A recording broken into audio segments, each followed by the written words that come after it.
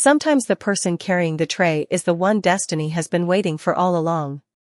Crystal chandeliers poured warm light across the royal banquet hall, scattering golden reflections over polished marble floors where the most powerful alpha families in the Northern Territories gathered beneath towering banners embroidered with silver wolves.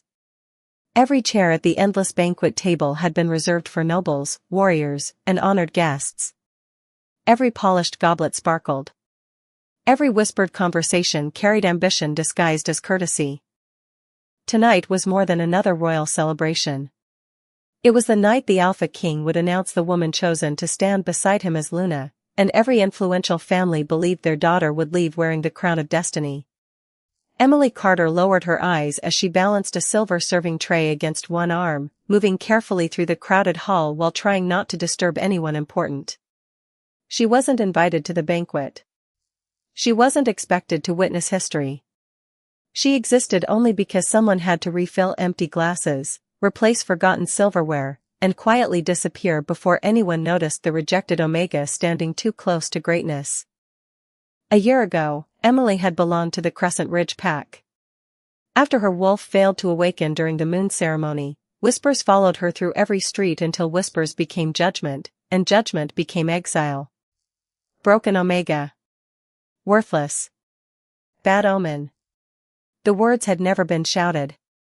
They had been spoken softly enough to sound polite, which somehow made them hurt even more. The royal household had offered her work after her pack cast her aside, not out of kindness, but because servants asked fewer questions than nobles. Emily accepted without complaint.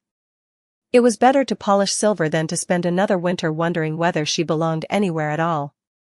She stopped beside a long table where wealthy guests laughed over stories of victories, alliances, and expensive hunting expeditions. One noblewoman barely glanced in her direction before extending an empty crystal glass with nothing more than a flick of her fingers. Emily filled it silently, earning neither thanks nor acknowledgement. Invisible people weren't expected to receive either. Across the enormous ballroom, musicians filled the air with elegant melodies while servers hurried between tables carrying roasted pheasant, fresh bread, honey-glazed vegetables, and fragrant berry tarts. Every scent blended together beneath the richer aroma unique to gathered werewolves, a reminder that power surrounded her from every direction. Emily focused on counting her steps instead. 8 to the wine table. 12 back toward the eastern guests. Never rush. Never spill. Never make anyone notice you. A sharp laugh echoed behind her. Before she could move aside, the sleeve of a passing noble caught the edge of her tray. Crystal glasses tipped, ruby-colored wine splashing across the front of her plain gray dress before dripping onto the marble floor in shimmering streams. Conversations paused. Heads turned. Someone sighed dramatically. Another guest chuckled. Even serving is too difficult for some Omegas, a young alpha muttered loudly enough for nearby tables to hear. Heat rushed into Emily's cheeks. She immediately knelt, reaching for a folded linen cloth as quiet laughter rippled through the hall like a breeze disturbing still water. She kept her eyes lowered. She had learned long ago that meeting cruel smiles only encouraged them. The stain spread across the polished floor as she worked quickly, hoping the moment would pass before becoming entertainment. Then every candle in the enormous hall seemed to tremble at once. The orchestra stopped in perfect unison. Conversations vanished as if silence itself had entered through the towering doors. Heavy bronze doors slowly opened, revealing rows of royal guards standing motionless beneath banners bearing the crest of the Blackwood crown. A calm voice echoed from the entrance. His Majesty, Alpha King Adrian Blackwood. Emily froze with the cloth still in her hand, unaware that before the night was over, the king every noble family had waited years to impress would remember only one face in the entire banquet hall, and it would not belong to any woman seated at the royal table. Emily remained kneeling long after every other servant had stepped aside, her fingers wrapped around the damp linen cloth as though finishing her task mattered more than lifting her head. Around her, chairs scraped softly across the marble as nobles rose in perfect unison, every conversation swallowed by respectful silence. She did not need to look toward the entrance to know the Alpha King had crossed the threshold. She could feel it in the way the room itself seemed to breathe differently. The air carried a quiet certainty that every person instinctively recognized. Adrian Blackwood walked through the grand hall with calm, measured steps that required no announcement beyond the one already spoken. His black ceremonial coat was embroidered with silver thread that reflected the candlelight like moonlight across fresh snow. A simple crown rested upon dark hair, elegant without excess, and his composed expression revealed little of the thoughts behind his striking gray eyes. The noble families bowed with practiced grace, each secretly hoping his gaze would linger on their daughters for even a heartbeat. Emily finally stood, keeping her eyes respectfully lowered as she carried the empty tray toward the service corridor. Invisible, she reminded herself. Finish the work. Leave no reason for anyone to remember your name. Yet as Adrian acknowledged the formal greetings from dukes, elders, and alpha leaders, something unexpected interrupted his steady rhythm. His eyes briefly settled on the servant quietly collecting shattered crystal near the center of the hall. It lasted no more than a moment before he continued walking toward the royal table, but the image remained strangely clear in his mind. Not because of her dress. Not because she had spilled wine. It was because while everyone else had watched her embarrassment, she had been concerned only with cleaning the floor before another guest slipped. There had been no resentment in her expression. Only quiet determination. Lord Vincent Ashcroft, one of the king's senior advisors, stepped forward with a welcoming smile. Your Majesty, every respected alpha family in the territory has arrived. The finest candidates await your consideration. Adrian offered a polite nod without immediately looking toward the elegantly dressed young women gathered near the dais. Instead, his attention wandered almost instinctively through the bustling room where servants hurried between tables carrying fresh dishes. There she was again. The same quiet Omega now helping an elderly kitchen worker lift a heavy serving bowl onto a cart after noticing the woman struggling with its weight. She accepted nothing in return, not even a smile, before continuing toward another table as though kindness required no witness. Lord Vincent followed the direction of the king's gaze but frowned in confusion. Only another servant, he said dismissively. Adrian answered with calm curiosity. Does she always work tonight's banquets? The advisor looked surprised by the question. I believe she was assigned from the palace staff several months ago. A rejected Omega from one of the eastern packs. Hardly someone worth remembering. Adrian did not reply. Across the hall, musicians resumed their graceful performance while attendants presented elaborate courses one after another. Laughter slowly returned as guests relaxed, believing the evening had resumed its expected course. Emily carried a fresh pitcher of sparkling cider toward the western tables when she noticed a young kitchen assistant struggling to balance a tray piled high with delicate pastries. Before anyone else reacted, Emily quietly shifted her own pitcher onto a nearby serving stand and reached out just in time to steady the wobbling tray. The frightened girl released a relieved breath. Thank you, she whispered. Emily smiled gently. Everyone has a difficult first banquet. Neither woman realized that from the royal table, the Alpha King had witnessed the exchange from beginning to end, and for the second time that evening, the servant no one considered important had become the only person in the hall who had captured his complete attention. The first course had barely been cleared when the royal herald stepped onto the raised platform beside the throne, his polished staff striking the marble floor 3 times. The sound echoed through the grand hall until every conversation faded into silence once again. Hundreds of eyes turned toward the royal dais as candlelight danced across banners displaying the crest of the Blackwood crown. Honored guests, the herald announced with steady confidence, His Majesty welcomes every Alpha, Beta, and respected family gathered beneath this roof. Tonight, tradition shall be observed, and before the final bell, the Alpha King will choose the woman destined to stand beside him as Luna of the Northern Territories. Excited whispers swept through the banquet like a gentle breeze. Noble mothers straightened their daughters' elegant gowns. Young women adjusted jeweled necklaces, smoothed silk sleeves, and exchanged hopeful smiles disguised as confidence. Every family had prepared for this evening for months, believing their lineage, wealth, or reputation would surely earn the king's attention. Emily quietly collected empty plates from a nearby table, careful not to interrupt the growing anticipation. She listened without allowing herself to imagine the ceremony had anything to do with her. Fairy tales belonged to women seated beneath crystal chandeliers, not to servants carrying stacks of porcelain dishes through hidden corridors. As she passed the royal table, one of the younger kitchen attendants accidentally dropped a silver fork. It landed with a sharp metallic sound that drew several irritated glances from nearby nobles. The young girl immediately froze, her face turning pale with embarrassment. Before anyone could scold her, Emily gently picked up the fork, placed it back onto the serving tray, and whispered with a reassuring smile, "Everyone makes mistakes. Just breathe." The girl's trembling hands slowly became steady again.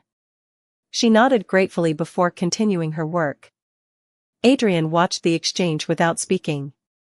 His advisors continued discussing political alliances, neighboring territories, and ceremonial traditions, yet their voices faded into the background. There was something unusual about the quiet servant. She moved through the crowded hall without demanding attention, but every place she passed seemed calmer afterward. An elderly steward smiled because she offered to carry a heavy basket. A frightened assistant regained confidence after a few gentle words. Even guests who never acknowledged her presence somehow benefited from her kindness without realizing it. Lord Vincent noticed the king had not touched his meal. "Is something troubling your majesty?" Adrian rested his hand lightly against the edge of the table. "Tell me about the rejected Omega assigned to palace service." The advisor blinked in surprise before answering. "There is little to tell. Emily Carter arrived several months ago after her former pack dismissed her. She has no distinguished family, no political value, and no unusual accomplishments. By every official record, she is entirely ordinary." Adrian remained silent. Ordinary. The word felt strangely incomplete. Truly ordinary people rarely noticed everyone around them before noticing themselves. Across the hall, musicians began a graceful waltz as servants cleared the final dinner course. Noble daughters subtly positioned themselves where they believed the king would soon walk, each hoping destiny favored preparation. Emily, meanwhile, slipped through a side doorway into the palace kitchen to retrieve fresh pitchers before the ceremonial toast. The kitchen buzzed with controlled urgency as cooks prepared desserts and servants hurried in every direction. While reaching for a polished silver pitcher, Emily noticed one of the head bakers rubbing his wrist with obvious discomfort after lifting heavy trays all evening. Without drawing attention to herself, she quietly exchanged his largest tray for a lighter one before carrying the heavier load herself toward the banquet hall. The baker looked up, surprised to discover his burden had disappeared. Before he could thank her, Emily was already halfway across the corridor. Standing near the entrance to the hall, Adrian had witnessed the entire moment without anyone realizing he had left the royal table. For the third time that evening, the woman every noble family overlooked had revealed a strength no jeweled gown or prestigious title could imitate, and for the first time in many years, the Alpha King's carefully guarded heart found itself asking a question no ceremony had prepared him to answer. Emily returned to the banquet hall carrying the heavy silver pitcher with both hands, moving carefully through the elegant maze of tables while laughter and music flowed together beneath the vaulted ceiling. The ceremony had not yet begun, but excitement shimmered in every corner of the room. Noble families quietly rehearsed hopeful conversations, convinced that before midnight their lives might change forever. Emily expected nothing to change for her. She only hoped the evening would end without another mistake. As she approached the western side of the hall, she noticed an elderly servant trying to straighten an enormous floral arrangement that had begun leaning dangerously toward the edge of a marble pedestal. Guests walked past without slowing. Their attention remained fixed on the royal dais. Emily gently placed the pitcher onto a nearby serving cart and hurried over. "Please allow me," she said with a warm smile. Together they steadied the arrangement before several crystal vases could slide onto the floor. The elderly servant sighed with relief. "You have saved me from a very long evening." Emily simply nodded. "We all help each other." She quietly returned to her duties before the woman could say anything more. A few minutes later, another small problem unfolded near the musicians. One of the youngest pages, no older than 15, stumbled while carrying a basket filled with fresh candles. Several rolled across the polished marble, stopping beneath the feet of impatient guests. Embarrassed, the young boy hurried to collect them, apologizing over and over. Emily knelt beside him without hesitation, gathering the scattered candles one by one. "Take your time," she whispered gently. "Nobody learns by never making mistakes." The boy managed a nervous smile before hurrying away. Across the room, Adrian observed every quiet act. None of them were grand enough to impress a court-seeking spectacle. There was no dramatic speech. No attempt to attract admiration. Emily simply noticed people others overlooked, then helped before anyone thought to ask. It was such an ordinary kind of goodness that it became extraordinary inside a room where nearly everyone was trying to be noticed. Lord Vincent approached once more. "Your Majesty, the representatives from the Western Territories wish to introduce their daughters before the formal selection begins." Adrian acknowledged him with a polite nod, yet his attention drifted once again toward the servant crossing the ballroom with measured steps. "Tell me," he asked quietly, "has anyone ever recommended Emily Carter for palace recognition?" Vincent looked genuinely puzzled. "Recognition? She performs her assigned work well enough, but she is merely a servant. Palace honors are generally reserved for knights, scholars, commanders, or distinguished guests." Adrian gave no immediate reply. Instead, he watched as Emily paused beside one of the grand windows overlooking the moonlit palace gardens. For a brief moment, she admired the silver light reflecting across the fountains outside before remembering another tray waiting to be delivered. Even alone, she carried herself with quiet gratitude rather than sadness. She had every reason to resent the world, yet bitterness seemed absent from her heart. Nearby, two noblewomen noticed the direction of the king's gaze. One leaned toward the other with a dismissive smile. "He cannot possibly be looking at that servant." The second laughed softly. "Perhaps he simply wonders why palace staff still employ rejected omegas." Their amused whispers spread among several nearby guests, unnoticed by Emily as she continued arranging fresh glasses along the royal table. Adrian heard every word. His expression did not change, but something settled quietly within him. He had listened all evening to polished speeches, carefully rehearsed compliments, and promises wrapped in perfect etiquette. Yet the most genuine character he had witnessed belonged to the one person everyone believed invisible. As the musicians completed their final melody before the ceremonial presentation, the Alpha King slowly rose from his chair. The movement was expected by every noble family in attendance, but only Adrian knew his decision was no longer guided by appearances, titles, or ambition. It had begun with a servant who never realized someone had been watching every quiet kindness hidden in the shadows. The royal herald lifted his staff once more, and the quiet conversations dissolved into respectful silence as every eye turned toward the center of the grand hall. One by one, the daughters of the most influential Alpha families stepped forward when their names were announced. Each wore gowns stitched with rare fabrics, sparkling gemstones, and family crests carefully displayed to remind the kingdom of generations filled with prestige and influence. They greeted the Alpha King with flawless courtesy, offering graceful bows and polished words that had been rehearsed for weeks.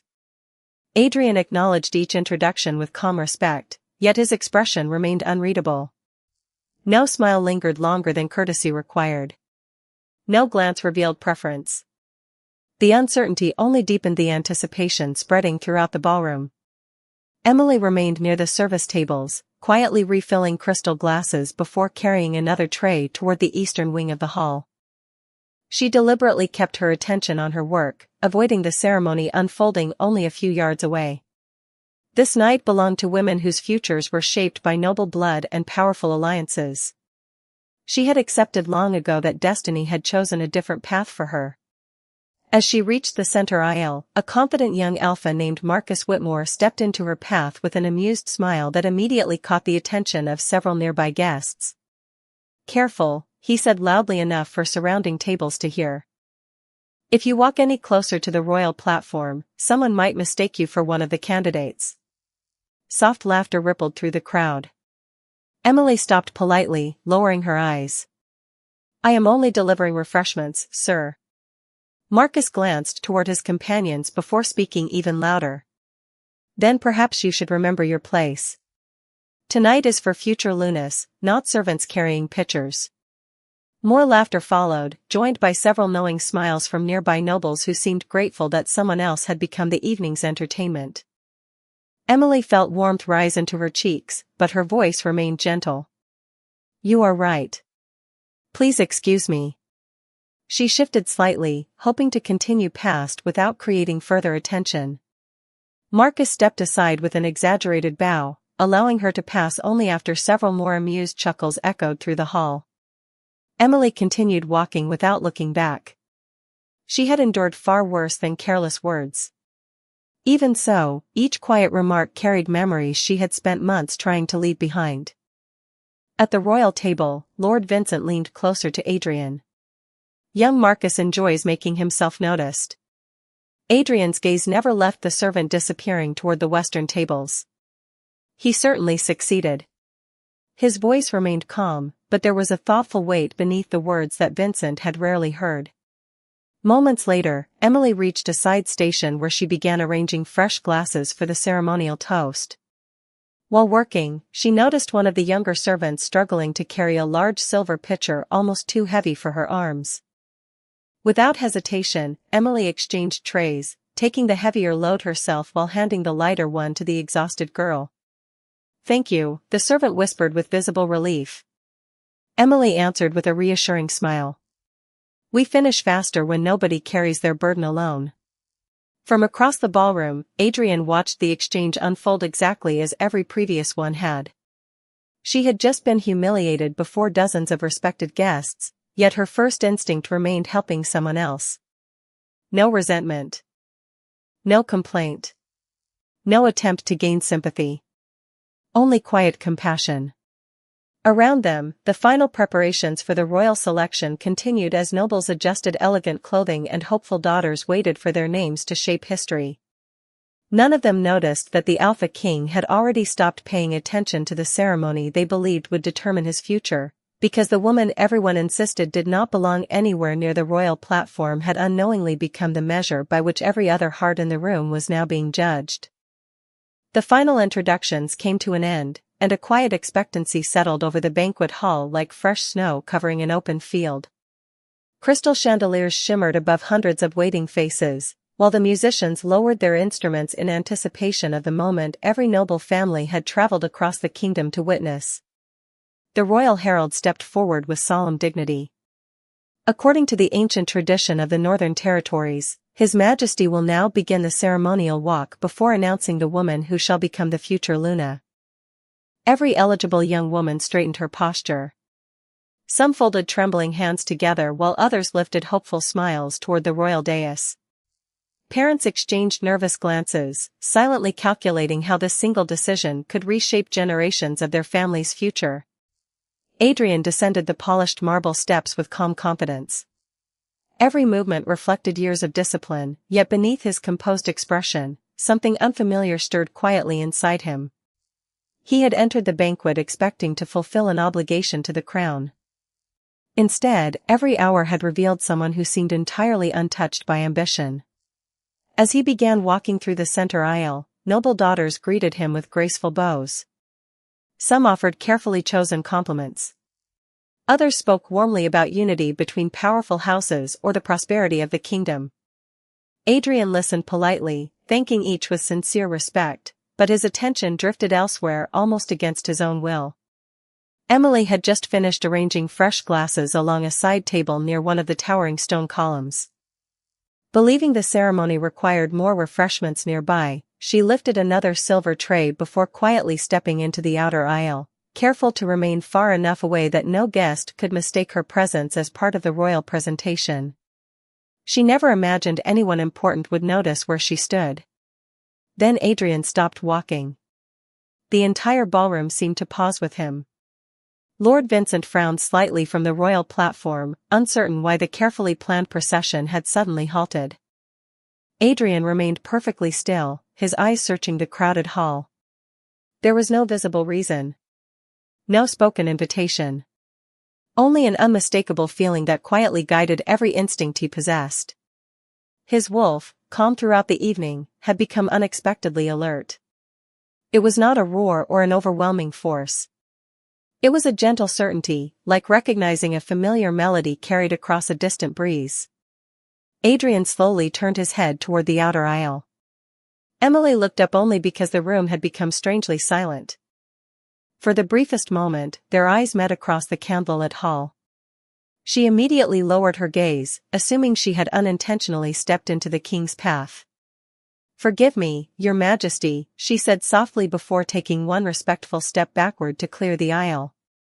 Adrian did not answer immediately.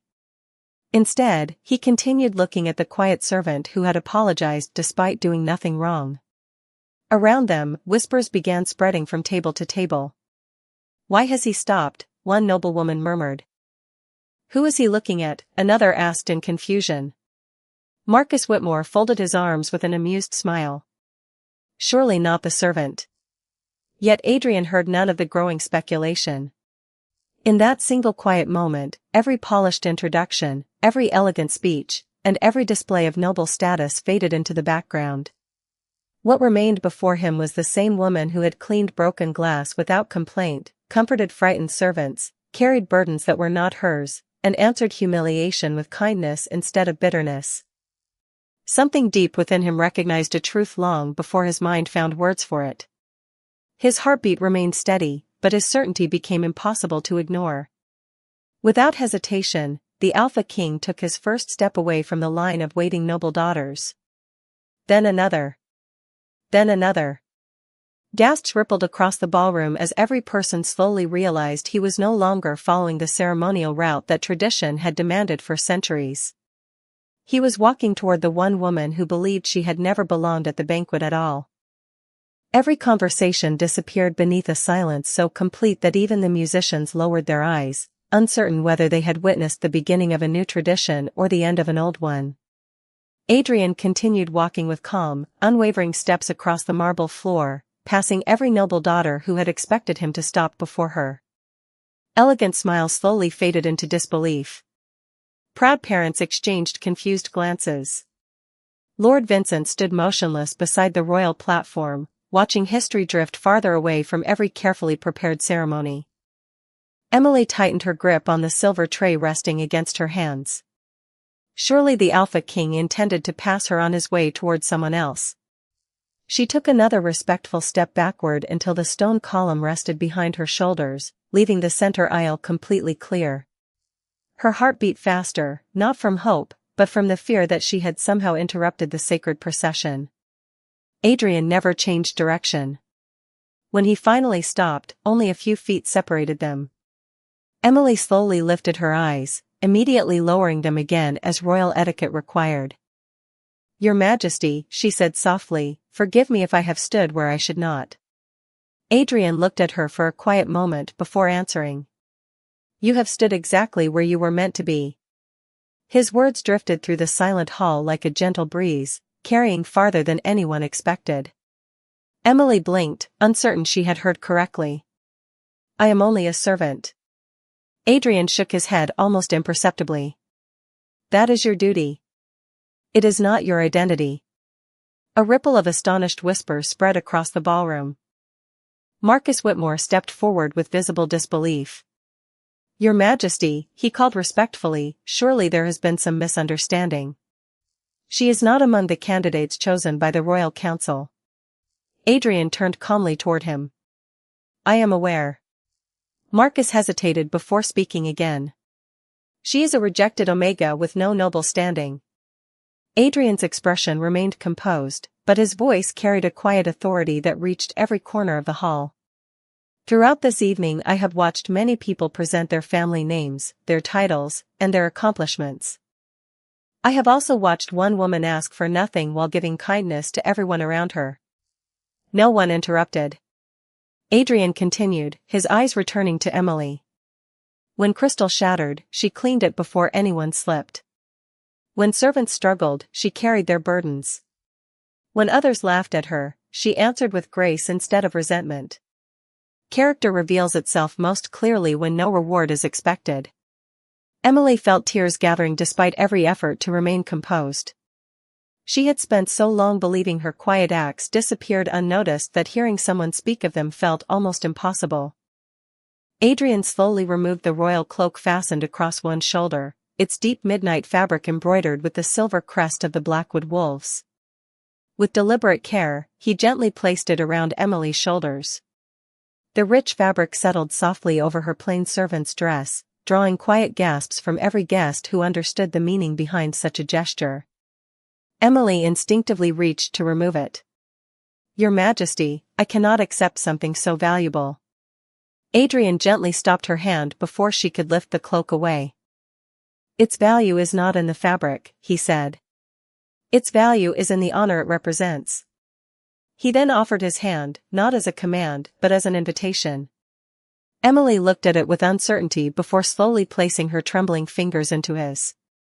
Adrian turned toward the gathered nobles, his voice steady and unmistakable. "The woman many of you overlooked has shown more dignity than any title can bestow. Before this kingdom, I recognize Emily Carter as the woman my heart and my wolf have chosen." For several breathtaking seconds, no one moved, because the future of the kingdom had just changed, and it had begun with the quiet servant everyone believed was invisible. No applause followed the Alpha King's declaration. The silence itself carried far greater weight. Hundreds of guests remained frozen where they stood, as though the walls of the grand banquet hall had forgotten how to echo another sound. Emily stood beneath the royal cloak with tears shining in her eyes, still unable to believe that the words she had just heard were meant for her. Only moments earlier, she had been another servant blending quietly into the background. Now every face in the kingdom seemed turned toward her. Lord Vincent was the first to recover. He stepped forward slowly, searching Adrian's expression for even the smallest sign of uncertainty. He found none. The calm determination in the king's eyes was unmistakable. This was not an impulsive gesture. It was a decision already settled in his heart. The advisor bowed his head with sincere respect. "Your Majesty's judgment shall be honored." His words broke the silence. One by one, members of the royal council followed his example. Distinguished elders lowered their heads. Decorated commanders placed a hand over their hearts. Noble families who had arrived expecting celebration now found themselves witnessing a different kind of victory, one that could not be purchased through influence or inherited through bloodlines. Marcus Whitmore remained speechless. The confident smile that had followed him throughout the evening had disappeared completely. He remembered every careless remark he had directed toward Emily only minutes earlier, and for the first time he understood how little he had truly seen. Slowly, he lowered his head as well, not because anyone demanded it, but because pride had quietly given way to humility. Nearby, several of the noble women who had laughed at Emily exchanged uneasy glances before respectfully bowing in the same direction. None of them wished to remember how quickly they had judged someone whose worth they had never bothered to discover. Emily looked around the hall in disbelief. The same people who had barely acknowledged her presence were now offering the respect she had never expected to receive. She instinctively turned toward Adrian, her voice almost trembling. "Your Majesty, I have never sought honor. I only wished to do my work well." Adrian smiled gently. "That is exactly why you deserve it." His answer settled softly across the room, touching even those who had spent years believing greatness always announced itself with power and prestige. An elderly palace steward slowly approached Emily with warm eyes filled with gratitude.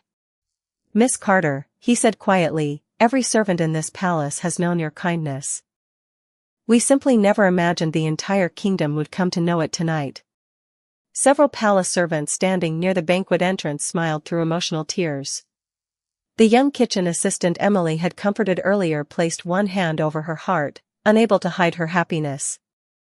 The elderly woman whose flowers Emily had saved nodded proudly, while the young page she had encouraged stood a little taller than before. They had always known who Emily was.